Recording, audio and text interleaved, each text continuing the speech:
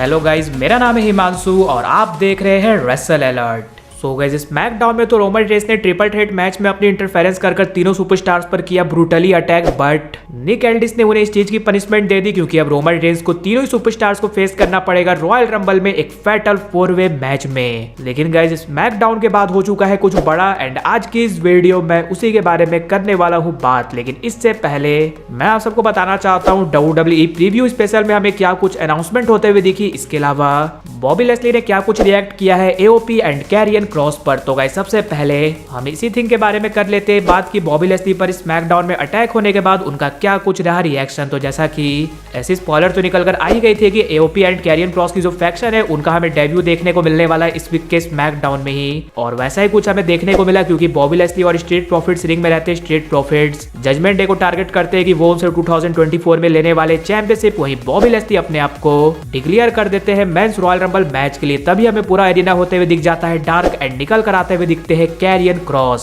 फिर उनके पीछे स्कारलेट आती है एंड फिर हमें देखने को मिलते हैं पॉल एलिरिंग जो कि NXT में AOP के मैनेजर रह चुके हैं। तभी हमें पीछे से AOP आकर अटैक करते हुए दिखती है street profits and Bobby Lashley पर, फिर कैरियन क्रॉस भी आकर बॉबी लेस्ली पर करते हैं अटैक। यानी कि इस फैक्शन का फर्स्ट इंप्रेशन काफी ज्यादा अच्छा रहा, बट आप सब जानते ही हो इसके बाद तो बॉबी लेस्ली शांत रहने वाले नहीं है। उनका सबसे पहले तो हमें बैक स्टेज से रिएक्शन देखने को मिलता है जहां पर बी फैब आकर उन्हें सबसे पहले मोटिवेट करती है कि तुम लोग मल्टी टाइम चैंपियंस हो, एंड बॉबी लेस्ली कहते हैं कि फर्स्ट टर्न तो उनका था लेकिन अब उनका टर्न है। फिर बॉबी लेस्ली हमें सोशल मीडिया पर रिएक्ट करते हुए दिखते हैं कि तुम्हें नहीं पता कि तुमने क्या चीज स्टार्ट किया है, और कैरियन क्रॉस को टैग करते हुए कहते हैं कि पहला टर्न तुम पर ही आने वाला है। यानी कि गाइज, बॉबी लेस्ली अब अपना बदला लेने की कोशिश करते हुए दिखने वाले नेक्स्ट वीक के स्मैकडाउन में। लेट्स सी कि इन दोनों टीमों के बीच किस तरह से चलती है आगे स्टोरी लाइन। वैसे आप किसे सपोर्ट कर रहे हो, टीम बॉबी लेस्ली को या फिर टीम कैरियन क्रॉस को, वो जरूर से नीचे कमेंट कर बताना। इसके बाद अपने नेक्स्ट अपडेट के बारे में बात कर ली जाए कि WWE प्रीव्यू स्पेशल में हमें क्या कुछ होते हुए दिखी स्पेशल अनाउंसमेंट। देन जैसा कि WWE एडवर्टाइज करे थे कि इस प्रीव्यू स्पेशल शो में हमें ट्रिपल एच कुछ बड़ा अनाउंस करते हुए दिखने वाले, जिसके बाद बहुत सारे रूमर्स आने लगे कि ये अनाउंसमेंट कोई टीवी डील से रिलेटेड हो सकता है, ये अनाउंसमेंट TNA के साथ कोई मर्जर से रिलेटेड हो सकता है, रिटर्न से रिलेटेड हो सकता है। लेकिन गाइज,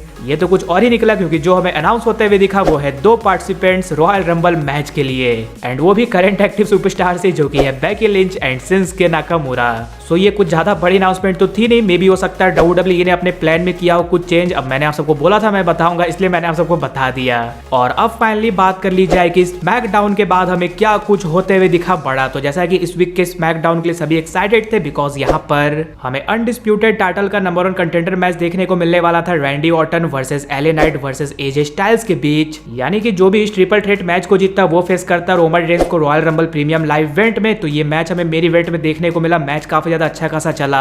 यानी कि तीनों सुपरस्टार्स को WWE ने इक्वली दिखाया, स्ट्रॉन्ग दिखाया, बट एट द एंड हमें रैंडी ऑर्टन फिनोमिनल फोरआर्म को RKO में काउंटर करते हुए दिखते। तभी होने वाला होता है 3 काउंट, लेकिन LA नाइट रेफरी को पकड़कर बाहर निकाल देते हैं और तीनों सुपरस्टार्स हो जाते हैं डाउन। तभी हमें हिट होते हुए दिखता है रोमन रेंस का म्यूजिक, एंड उसके बाद वहां पर हमें आते हुए दिखते हैं रोमन रेंस। और रोमन रेंस अकेले नहीं आए थे, वो Paul Heyman, Solo Sikoa and Jimmy Uso के साथ आए थे। हमें रोमन रेंस ऑर्डर देते हुए दिखते solo Sikoa and Jimmy Uso को कि जाकर अटैक करे तीनों ही पर। फिर हमें रोमन रेंस भी जाते हुए दिखते रिंग में, एंड भाई तीनों ही सुपरस्टार्स पर ब्रूटली अटैक किया है रोमन रेंस ने, चाहे वो LA नाइट हो, AJ स्टाइल्स हो या फिर हो रैंडी ऑर्टन। और रोमन रेंस अटैक कर काफी ज्यादा खुश तो हो रहे थे क्योंकि उन्होंने निक एल्डिस के प्लान को बिगाड़ दिया। लेकिन निक एल्डिस भाई रोमन रेंस के पीछे ही पड़ गए एंड उन्होंने पॉल हेमन को बोला कि रोमन रेंस को बता देने। ऐसा कर वो खुद मुसीबत में पड़ चुका है क्योंकि उसे इन तीनों को फेस करना पड़ेगा एक फैटल 4-वे मैच में रॉयल रंबल में। अब गाइस, स्मैकडाउन में ये चीज सिर्फ और सिर्फ पता चली थी पॉल हेमन को, लेकिन रोमन रेंस को नहीं पता चली थी। तो बैक स्टेज जाकर जब रोमन रेंस ये थिंग कहते हैं कि उन्हें कोई भी टच नहीं कर सकता, उन्हें कोई भी नहीं हरा सकता, तभी पॉल हेमन कहते हैं ये चीज निक एल्डिस को भी पता है, इसलिए उसने एक फैटल 4-वे मैच बुक कर दिया है रॉयल रंबल के लिए।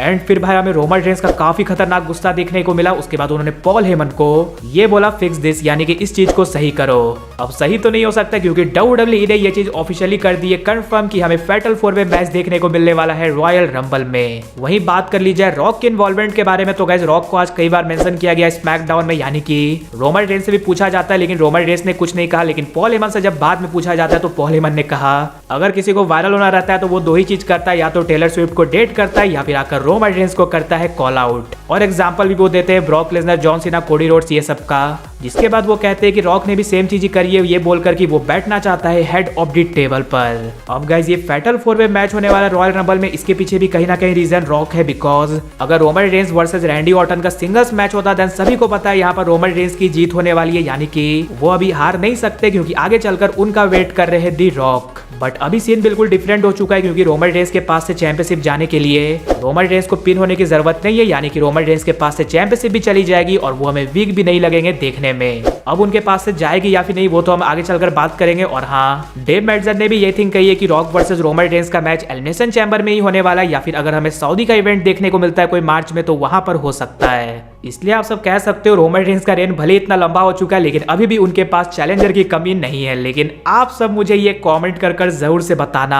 आपको क्या लगता है इन सभी चैलेंजर्स में से कौन ले सकता है रोमन रेंस से उनकी अनडिस्प्यूटेड चैंपियनशिप। इसके अलावा अगर वीडियो पसंद आएगी तो वीडियो को भी लाइक कर दीजिए और चैनल को सब्सक्राइब करने के साथ साथ उसके बगल वाले बेल आइकन को भी जरूर प्रेस कर दीजिए। तो मिलते हैं गाइज अगली वीडियो में।